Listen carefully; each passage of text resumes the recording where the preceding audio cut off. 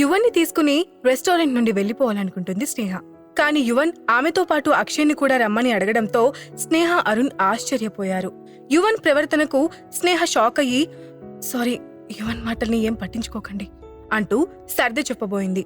కాని అక్షయ్ ఆమె మాటల్ని పట్టించుకోకుండా, మీరు ఇప్పుడెక్కడుంటున్నారో చెప్పు, మేము డ్రాప్ చేస్తాం అని అన్నాడు. స్నేహ వెంటనే వద్దని చెప్పాలనుకుంది.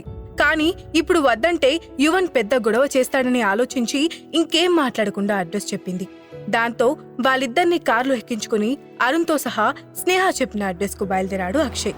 కార్లో వెళ్తున్నంతసేపు అక్షయ్ తమతో పాటు వస్తున్నాడనే ఆనందంతో సంతోషంగా ఉన్నాడు యువన్. కాని స్నేహ మాత్రం కిటికీలో నుండి బయటకు చూస్తూ మౌనంగా కూర్చుంది. డ్రైవ్ చేస్తున్న అక్షయ్ తన ముందున్న మిర్రర్లో నుండి స్నేహను గమనిస్తూ ఉండడం అతని పక్కన సీట్లో కూర్చున్న అరుణ్ చూశాడు. ఎంత ఆలోచించినా వాళ్ళిద్దరి మధ్య ఉన్న సంబంధమేంటో అతనికి అర్థం కాలేదు. కానీ యువన్ కోసం అక్షయ్ అతను చెప్పినవన్నీ చేస్తున్నాడని మాత్రం అర్థం చేసుకున్నాడు. కాసేపటి తర్వాత స్నేహ చెప్పిన అపార్ట్మెంట్ ముందు కారు ఆపాడు అక్షయ్. స్నేహతో పాటు కార్ దిగిన యువన్, అంకుల్, త్వరగా కిందకి దిగండి, ఈ రోజు నుంచి మనం ఒకే ఇంట్లో ఉండొచ్చు అని ఆనందంగా అన్నాడు. స్నేహ వెంటనే యువన్ ను ఆపుతూ, యువన్, నువ్వేం మాట్లాడుతున్నావు? అంకుల్ని అలా ఇబ్బంది పెట్టకూడదు, నువ్వు ముందు నాతో సైలెంట్ గా రా అని సీరియస్ గా చెప్పింది. స్నేహ ముఖంలో కోపాన్ని చూసిన యువన్ వెంటనే సైలెంట్ అయిపోయి తలదించుకున్నాడు.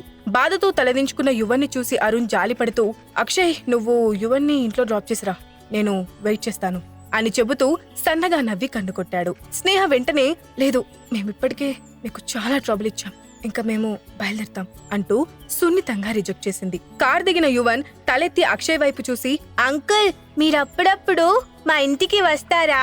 నేను మిమ్మల్ని చాలా మిస్ అవుతున్నాను అని చెప్పాడు. ఆ మాటలకు ఏం సమాధానం చెప్పాలో తెలియక అయోమయంతో సరే అన్నట్లు తలూపాడు అక్షయ్. దాంతో యువన్ సంతోషంగా, థ్యాంక్ యూ అంకుల్ అని అన్నాడు. కాని ఇంతలోనే ఏదో గుర్తొచ్చినట్లు, అంకుల్, నాకు మీ ఫోన్ నంబర్ ఇవ్వండి, ఎప్పుడైనా మాట్లాడాలనిపిస్తే నేను మీకు కాల్ చేస్తాను అని అన్నాడు. అక్షయ్ వెంటనే, సరే, నా నెంబర్ ఫీడ్ చేసుకో అని అన్నాడు. యువన్ ఆనందంగా తల్లి చేతిలో మొబైల్ తీసుకుని అక్షయ్ చెప్పిన నెంబర్ను ఫీడ్ చేశాడు.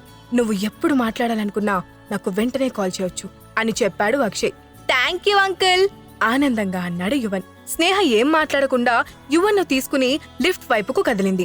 వాళ్ళు వెళ్తున్నంతసేపు అక్షయ్ కార్ విండోలో నుండి వాళ్ళ వైపే చూస్తున్నాడు. అది చూస్తున్న అరుణ్ కు ఖచ్చితంగా వాళ్ళ మధ్య ఏదో చెప్పలేని రిలేషన్ ఉందని అనిపించింది. కానీ దాని గురించి అక్షయ్ ను అడగాలని అనుకోలేదు. వాళ్ళు లిఫ్ట్ లోకి వెళ్లినా అక్షయ్ ఇంకా కదలకపోవడంతో అరుణ్ నవ్వుకుని, హలో బ్రో, మనం ఇంకా బయలుదేరదామా అని పిలవడంతో తన దృష్టిని మరల్చిన అక్షయ్ కార్ స్టార్ట్ చేసి ముందుకు పోనిచ్చాడు. లిఫ్ట్ లో పైకి వెళ్తున్న స్నేహ యువన్ చేతిని పట్టుకుని, యువన్, నువ్వు ప్రతిసారి అలా అక్షయ్ అంకుల్ని ఇబ్బంది పెట్టకూడదు, అతనికి మన పర్సనల్ విషయాలు చెప్పి హెల్ప్ అడగకూడదు అని అంది. అది విన్న యువన్ వెంటనే, మమ్మీ, అంకుల్ చాలా మంచివారు, నేనంటే అంకుల్ కి చాలా ఇష్టం, నువ్వు లేనప్పుడు నాకు స్నానం చేయించారు, ఇప్పుడు నువ్వు కూడా చూసావు కదా, రెస్టారెంట్ లో నాకు అన్నం కూడా తినిపించారు, నాకైతే అక్షయ్ అంకుల్ ని డాడీ అని పిలవాలనిపిస్తుంది అని అన్నాడు. ఆ మాట వినగానే స్నేహ షాక్ అవుతూ, యువన్ అని కొంచెం గట్టిగా అరిచింది. అయినా యువన్ భయపడకుండా, అవును మమ్మీ, నాకు అక్షయ్ అంకుల్ లాంటి డాడీ ఉంటే బాగుంటుంది అని అన్నాడు. స్నేహ వెంటనే అతనికి నచ్చజెప్పడానికి ప్రయత్నిస్తూ, అలా మాట్లాడకూడదు యువన్, అతను మనకు హెల్ప్ చేశారు, నువ్విక నుండి అతనికి కొంచెం దూరంగా ఉండు అని అంది. ఆ మాటలకు యువన్ ఏదో చెప్పబోతుండగా లిఫ్ట్ డోర్ ఓపెన్ అవ్వడంతో ఇద్దరు బయటికొచ్చారు. కానీ అక్కడ తన ప్లాట్ ఎదురుగా నుంచుని ఉన్న వ్యక్తిని చూసి ఆమె ఆశ్చర్యపోయింది. అప్పుడే అతన్ని చూసిన యువన్ కూడా కోపంగా, మీరు మళ్ళీ ఇక్కడికి ఎందుకు వచ్చారు? ఈసారి మా మమ్మీతో గొడవ పడితే నాకు ఇష్టం ఉండదు అని చెప్పాడు. స్నేహ వెంటనే యువన్ని దగ్గరికి లాక్కుని తన ఎదురుగా ఉన్న వ్యక్తి వైపు అనుమానంగా చూసింది. అతను మరెవరో కాదు, వైభవ్. అంటే వాళ్ళు తనని ప్రతి విషయంలో ఫాలో చేస్తున్నారని, అందుకే అడ్రస్ కూడా తెలుసుకున్నారని అనుకుంది. స్నేహకి అడ్డుగా నిల్చున్న యువన్ను తదేకంగా చూశాడు వైభవ్. వెంటనే అతని ముఖంలో నిరాశ ఆవరించింది. 5 ఏళ్ల క్రితం ఆ సంఘటన జరగకుండా ఉండి ఉంటే ఇప్పుడు స్నేహ పక్కన ఆ పిల్లాడి స్థానంలో నాకు స్నేహకి పుట్టిన బిడ్డ ఉండేవాడు. కానీ ఇప్పుడు వేరెవరో కొడుకున్నాడు అని అనుకున్నాడు.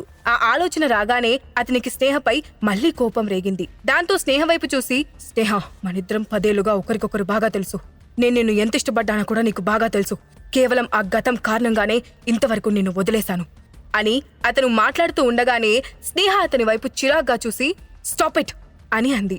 వెంటనే వైభవ్ మాటలు అక్కడే ఆగిపోయాయి. అప్పుడు స్నేహ మాట్లాడుతూ, జరిగిపోయిన గతం గురించి నేను మాట్లాడుకోవాలనుకోవడం లేదు, దాన్ని గుర్తు కూడా చేసుకోవాలని నాకు లేదు అని అంది.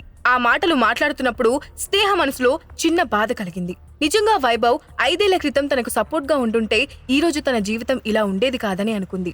స్నేహ మాటలకు వైభవ్ ముఖం కోపంతో ఎర్రబడింది.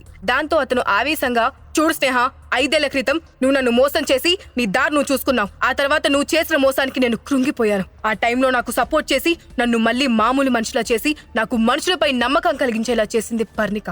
అలాంటి తనని నువ్వు అవమానిస్తుంటే, బాధ పెడుతుంటే నేను చూస్తూ ఊరుకోను. నువ్వు మరోసారి పర్ణిక విషయంలో ఏదైనా తప్పుగా ప్రవర్తిస్తే ఆ తర్వాత జరిగేదానికి నేను బాధ్యుని కాదు అని అన్నాడు.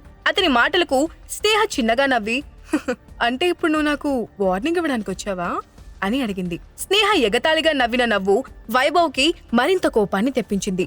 దాంతో అతను, చూడు స్నేహ, పర్ణిక నిజంగా చాలా మంచి అమ్మాయి. నువ్వు అబ్రాడ్ లో ఉన్నప్పుడు కూడా ఆమె ఎప్పుడూ నీ గురించి ఆలోచించేది. ఒక్క క్షణం కూడా ఆమె నీ గురించి తప్పుగా మాట్లాడలేదు. నన్ను మామూలు మనిషిని చేయడానికి చాలా కష్టపడింది. అంతెందుకు, ఈ రోజు నిన్ను ఇండియాకి తీసుకురమ్మని మీ నాన్నతో గొడవ పడ్డం వల్లే రంగనాథ్ గారు నిన్ను మళ్ళీ తిరిగి ఇంటికి రానివ్వడానికి ఒప్పుకున్నారు అని అన్నాడు. అతని మాటలకు స్నేహ లోపలే నవ్వుకుని అతని మూర్ఖత్వానికి జాలిపడి, ఇక నువ్వు మాట్లాడడం పూర్తయితే ఇక్కడి నుండి వెళ్ళిపోవచ్చు. నేను నీతో మాట్లాడడానికి ఏమీ లేదు అని తన ప్లాట్ కీ తీసి డోర్ తెరిచింది. ఈ ప్రశ్నలకు సమాధానం తెలుసుకోవాలంటే తర్వాత ఎపిసోడ్ వినాల్సిందే. Only on pocket FM.